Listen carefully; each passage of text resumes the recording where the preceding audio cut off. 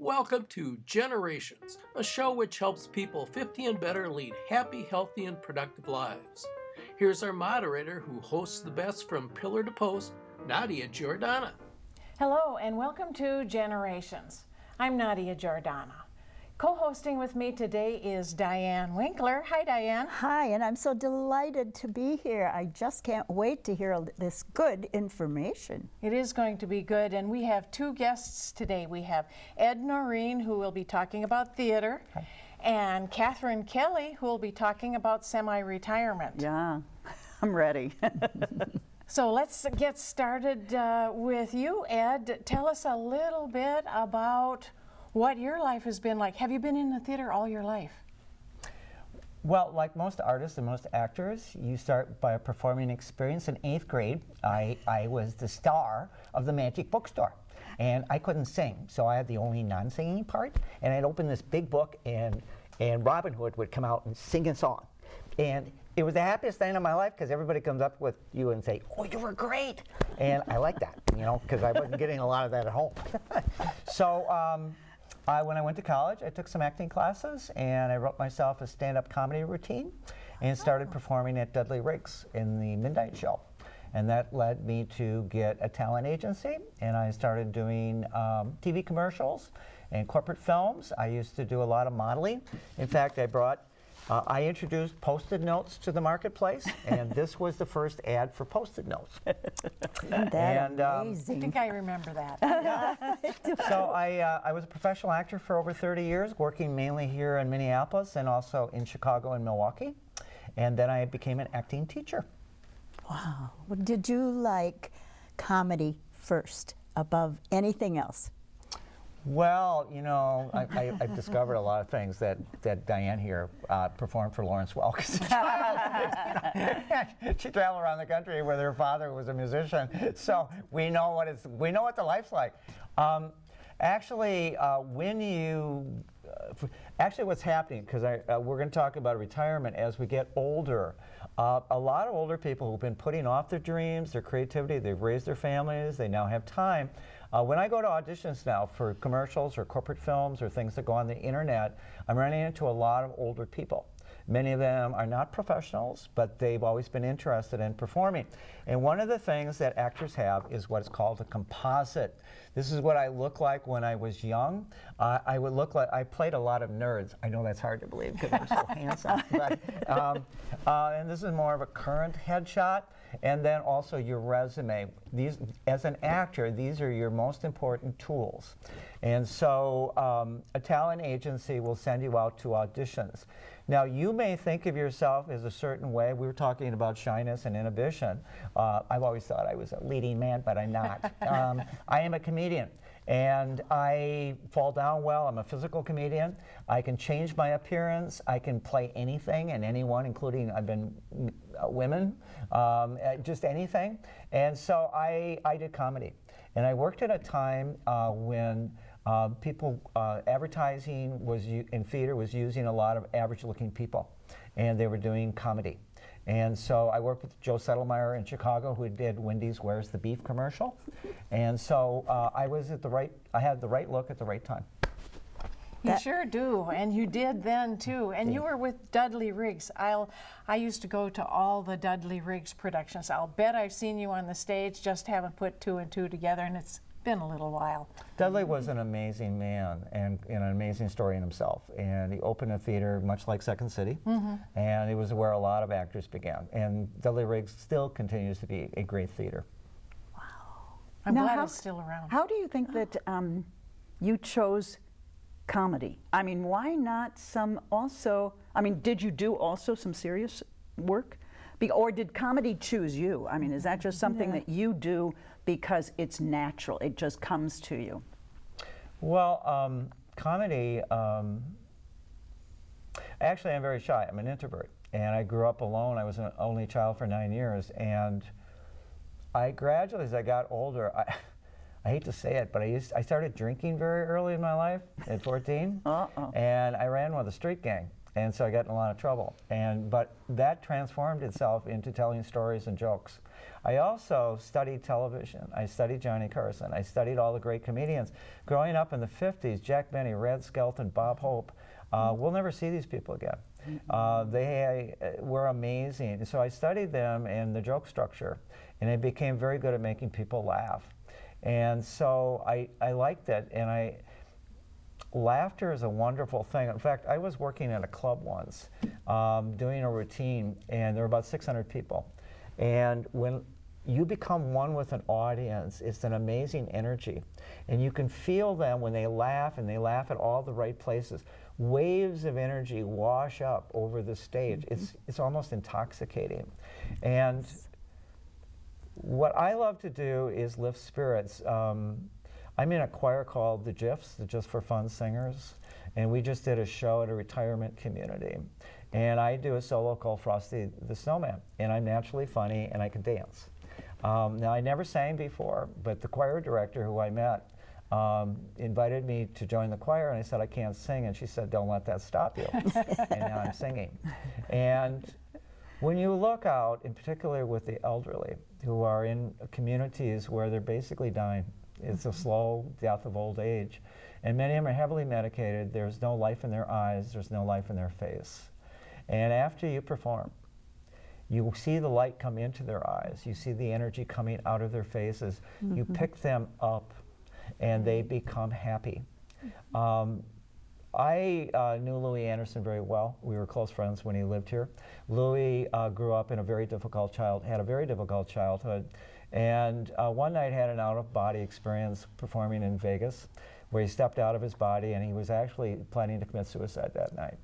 And he saw the audience laughing, and he realized that people had come, they needed to laugh, that there were people out there in severe pain, and most of us experience pain.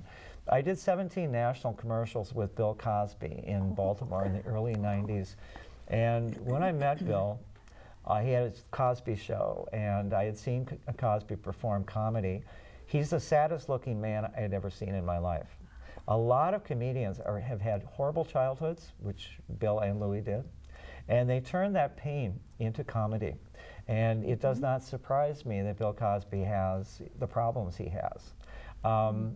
But when you make people laugh and you lift their spirits, they go out. I used to watch Carmel Quinn at the Old Log. I was fortunate enough to do some theater at the Old Log Theater. In fact, I got married at the Old Log Theater. And Carmel Quinn came out of Dublin and actually was on the Arthur Godfrey Show for 17 years. And she would come out as an older woman and make everybody laugh and sing Irish songs, and you could just feel everybody was happy when they left.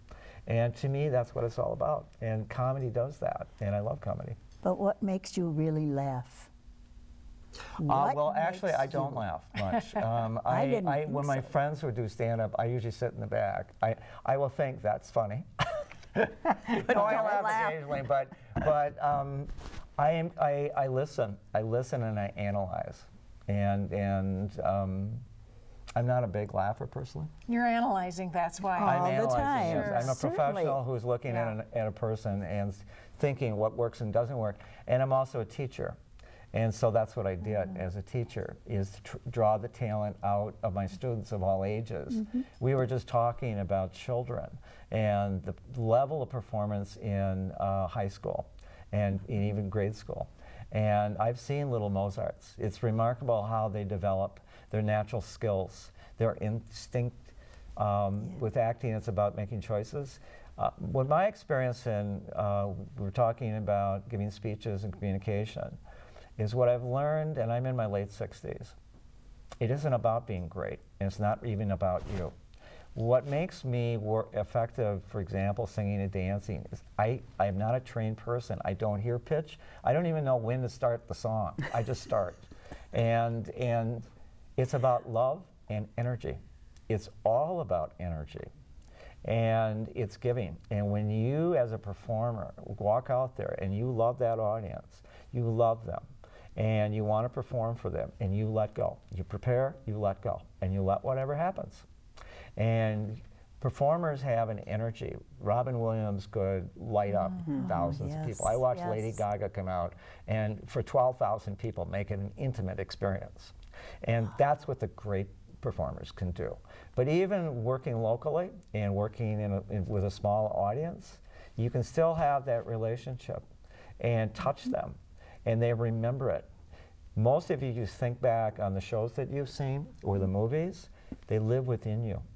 They never go away, and they almost feed you. My cousin watches a lot of her favorite movies over and over again because it brings back the feeling. And that's what artists do.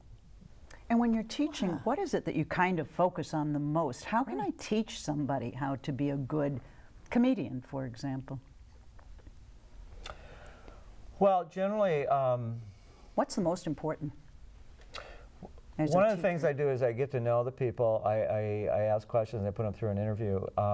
You run them through some basic exercises to see what they're naturally talented at. Usually if you're performing, your skills will develop. A lot of it is overcoming fear and inhibitions. A lot of us don't feel good about ourselves. We come into a culture, I mean, we could go on all day about what's going on in this country right now and the world. And a lot of kids grow up feeling they're ugly or they're stupid. We don't talk about it a lot, but a lot of families are extremely damaged. And children come into these families and they get extremely damaged. They're born into families with alcoholism. We were talking about the problems of being an unhappy child and having to transcend that. To take a moment, all of us are in pain. Everybody's in pain. And it's what you do with it. Some people drink themselves to death, numb themselves. Others, it sends them on a journey, like Joseph Campbell's Journey of a Hero, where you get help. And people come into your lives and help you heal. And then after you heal, you turn around and help other people heal. And so for me, it's to get people to be natural, to let go, to go out in front of a camera and perform in front of other people, and to encourage them and convince them that there's greatness within us. Most of us, no matter what the religious or spiritual life is that we all generally accept that there's a certain element of divinity in us. The universe is in us. We're all unique as individuals. And so it's recognizing that we have a purpose in life.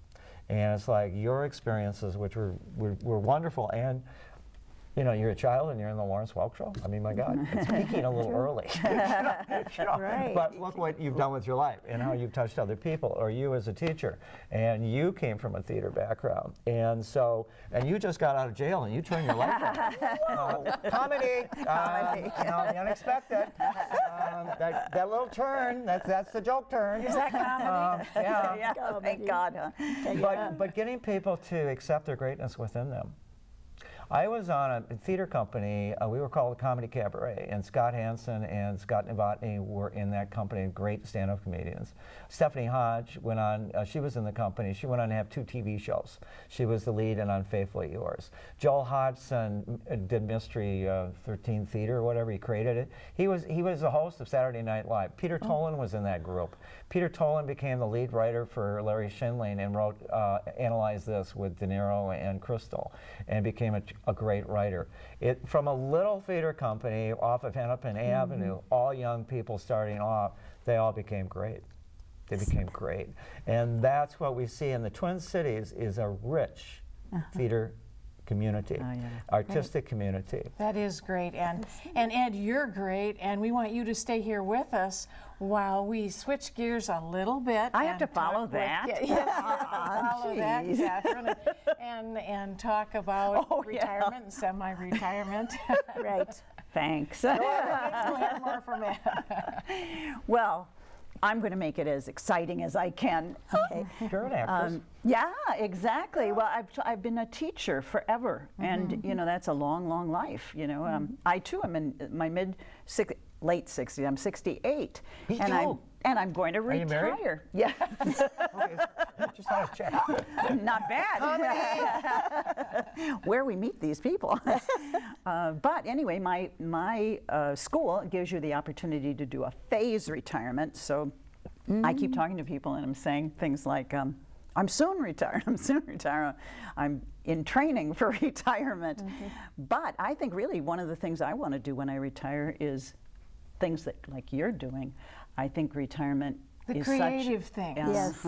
It's such a chance to finally do not that career that I loved. I mean, it was a really good career, but it's time to have a chance to do all these other wonderful things that are available. There are things that are in you that you never had a chance to do before. Never. When you're working and working hard every day, there isn't the time to do some of the more creative things. Definitely, all. definitely. And you know, I worked in a school also. I was behavior management for the St. Paul school system. Even though you're short. That's true. And I adored the job. I loved it. It was just something that fit me just fine. Yeah. And I retired 3 times. Oh, that's Kept because you going loved back. it. I did, but they kept calling me Yeah. back. And I never said no, because it Well, was I think good. that, you know, that's the kind of thing that keeps people going forever. And I actually think that I would probably keep right on going in teaching. I hate grading. I just hate grading, and you know, that's what I'm doing right now, a ton of grading. But students, they're fantastic. But you know, I've never even had a chance to see if I'm any good at art or painting or other things that are part of that creative side, that much more the theater, the acting, those kinds of things. And then more than that, you know, we came out of that 60s era. Those folks didn't want to sit around and not do anything. I've watched programs on TV where the people who retired, then they go and get their little carts and then drive around the little town and go and have their coffee and those kinds of things. I think that might get old fast. That image of the grandmother, grandfather is changing. What we think visually in our mind, or at what age that happens, that's changing. A lot. I think it has to. I think one of the things that's most interesting to me is that through all this teaching, when did I have time to get involved and really say, I want to change something that's going on in a school system, or I want to change some sort of law or rule or the way people are doing something. I didn't have a chance to really be engaged in the way that I thought I would. Certainly coming out of the 60s, all of that community engagement, I don't think that just disappeared and everybody went away. I think a number of us are saying, you know, maybe I have time. Maybe Now I'm we going to have have time. I think we have a responsibility. I think this idea of getting sedate or quiet or only me time, it just doesn't fit No. today's No. world. I do shows down at the Science Museum during the Winter Carnival, and I love it. I have 3 other people that are with me, and what I do is one day I decided that the kids in St. Paul or Minneapolis don't know anything about the Winter Carnival. So I got a bus, I got okay, and I said, I'm going to take a class, and I didn't care where from, and I will narrate it for them, and we're going to go around and talk about the Winter Carnival. So it's grown so big that the shows that we do is so much fun. I work with the crowd, I work with the kids, and we have a question and answer, which is just fabulous, because we have more fun than they do. Really do. It's just great. But And what you're I do- assuring the continuation of I that am. tradition I by am. making sure people know about it. Exactly. We really have to have people who they follow their passions. And if they did, and they were engaged in kind of trying to make a difference in the community, I think we'd have some pretty wild communities. I really think. When I look at my son and his wife, and they have one, and I'm expecting my 2nd grandchild, and they don't have the time. I know that people say you can make the time for whatever you think you want to do, but I couldn't. I had 2 sons. I was raising them by myself, and I was working full time. I wasn't able to do the kinds of things that I think that you've been able to do, and that really I think changed things. You've done a very good job, though. Well, it's obvious. It's very good. It's just another phase, though, of this exciting life, And there's right? a lot to look forward to. Oh my golly, So yeah, much. there really is so much to look forward to. And that's what I'm looking forward to. Originally, when Michael was talking to me about coming on and talking a little bit about this, I started to think, you know, like, do people really plan for their retirement? I suppose you should have some sort of a, Yeah. you know, a plan, but not that I'm going to stick with a plan. It's some idea of the kinds It of still things. sneaks up on people. Yeah, It does. It does. And if you simply let it happen, I think you could sit there going, I don't like this. I think I'll go back to work. That's a real safe place to go back to.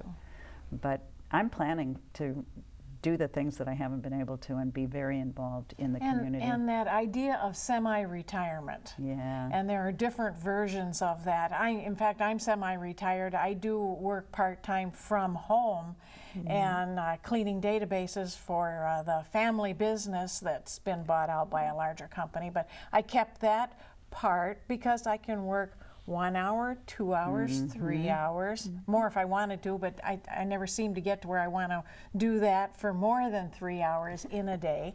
Skip a day once in a while. It's wonderful, and being semi-retired, but you still have that income. And a foot in the door, and I think that it must be extremely good for our brains. I think this yes. theater stuff is very good for the brain. too. I think it keeps all the creative juices going. You And I stay think, current with all that office yeah. technology You do. too. yeah, I think that's so important. Just learning something new every chance you get. Well, I think that makes obviously a it has helped the memory, because this young man has got a great memory. I love being called young. Yeah. Why not? Why You not? gave away the secret. No. You know, Talk about young looking.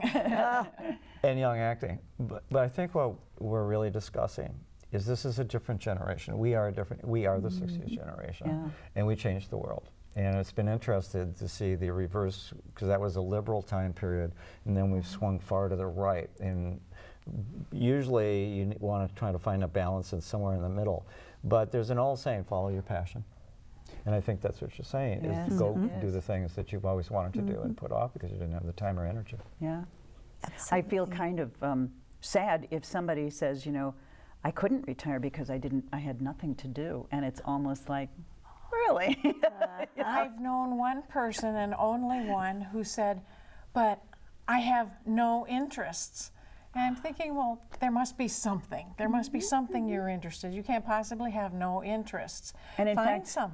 that's the challenge, isn't it? I mean, I really think maybe somebody who has only their work hasn't even begun to tap that creativity, that side of them that kind of got silenced maybe fairly early. And think of all the things we could do.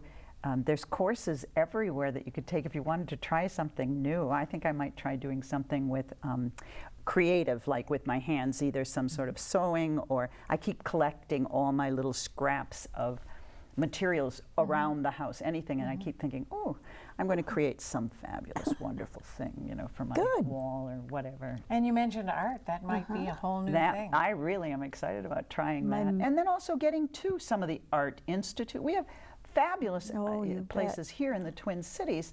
My that- mother was an artist, and Was she she? had showings down in St. Paul in many of the, probably where the money was. She always liked to go in those places where the So people money would was. buy some of her stuff. Right, Yeah. and it was just wonderful, her painting.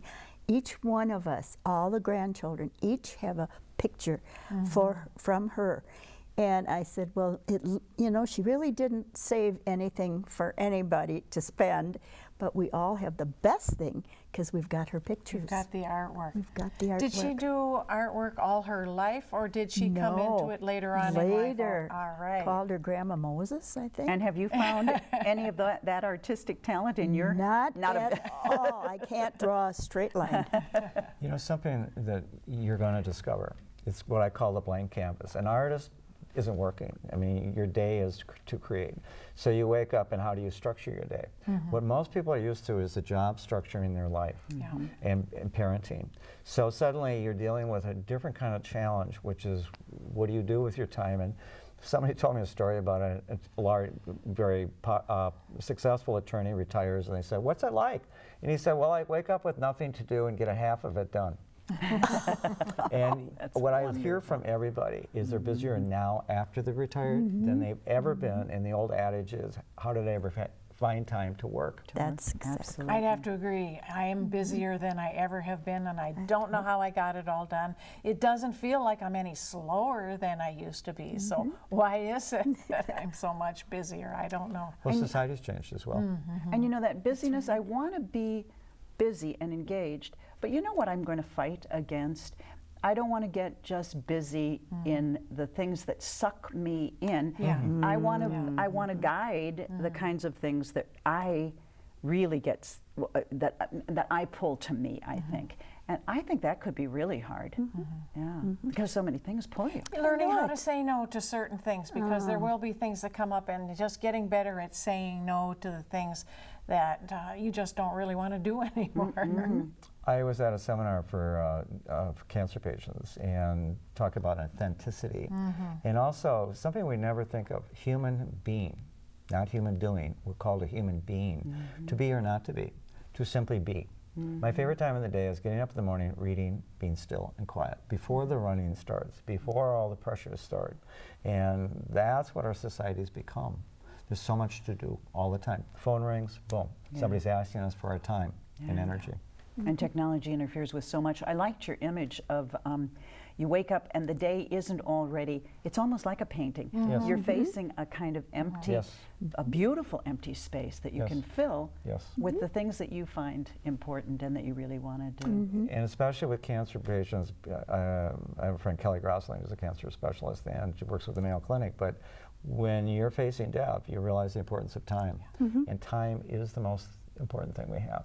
And you know, getting older, you get a little bit more aware of, this is, it's now or never, you know. It's important. Yeah. What is going to be the most important thing? What do I really want to spend my time doing, and with whom? You know, I have very good friends, and sometimes I look back and think, you know, I haven't seen them for 6 months. That seems a very long time. Their lives don't allow it, mine, now they will maybe. That's what I'm And you know, hoping. I feel now that everything I do is an accomplishment. Everything. I'm not sitting, I'm doing things I enjoy, and I keep reminding myself of that. I think even this push, lots of people my age, they keep talking about the grandkids, I think that's a wonderful accomplishment too, you know, being connected to the family.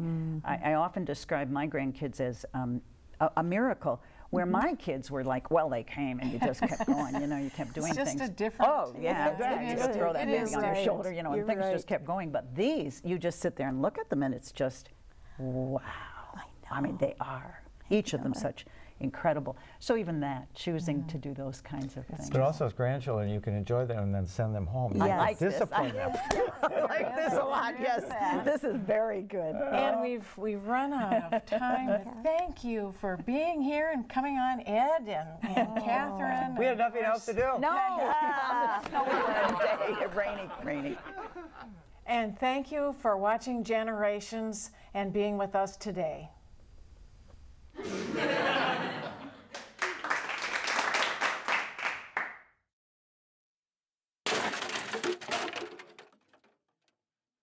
Play it, Jimmy.